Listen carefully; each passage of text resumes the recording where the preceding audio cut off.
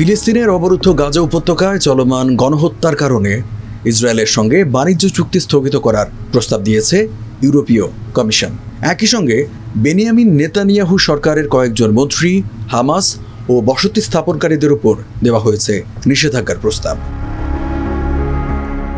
আল জাজিরার প্রতিবেদনে বলা হয়, 17 সেপ্টেম্বর বুধবার ইইউ পার্লামেন্টে তোলা হয় প্রস্তাবটি।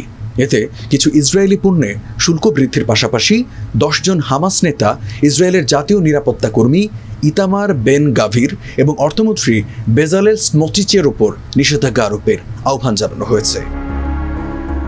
ইইউতে এই মুহূর্তে প্রস্তাবটি পাশ হবার মতো পর্যাপ্ত সমর্থন নেই। তবে দ্রুত বাস্তবায়নের জন্য সদস্য দেশগুলোর প্রতি আহ্বান জানিয়েছেন ইইউ এর পররাষ্ট্র নীতি বিষয়ক প্রধান কাজা কালাস।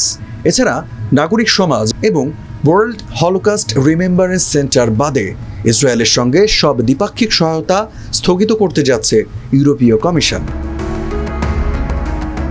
ইসরায়েলের সঙ্গে বাণিজ্য চুক্তির শর্ত লঙ্ঘন হওয়ায় এই প্রস্তাবগুলো এসেছে বলে জানায় কমিশন। পর্যালোচনায় কমিশন দেখেছে, গাজায় মানবাধিকার ও গণতান্ত্রিক নীতির প্রতি সম্মান প্রদর্শন লঙ্ঘিত হয়েছে ইসরায়েল সরকারের নেওয়া বিভিন্ন পদক্ষেপে। ইউরোপীয় কমিশনের president Ursula von der Leyen বলেন, গাজায় প্রতিদিনের ভয়াবহ ঘটনা বন্ধ করতে হবে। অবিলম্বে যুদ্ধবিরতি ঘোষণা, মানবিক সাহায্যের জন্য অবাধ প্রবেশাধিকার নিশ্চিত এবং হামাসের হাতে জিম্মি সবাইকে মুক্তি দেওয়া দরকার। গাজা ইসরায়েলের হামলার প্রতিবাদে ইউরোপ জুড়ে বাড়ছে ক্ষোভ। যুদ্ধবন্ধের দাবিতে বিভিন্ন দেশে চলছে বিক্ষোভ। যদিও গাজায় বোমা হামলা ও অবরোধ বন্ধে ইসরায়েলের উপর চাপ সৃষ্টি করতে ঐক্যবদ্ধ পদক্ষেপ নিতে পারেনি ইইউ।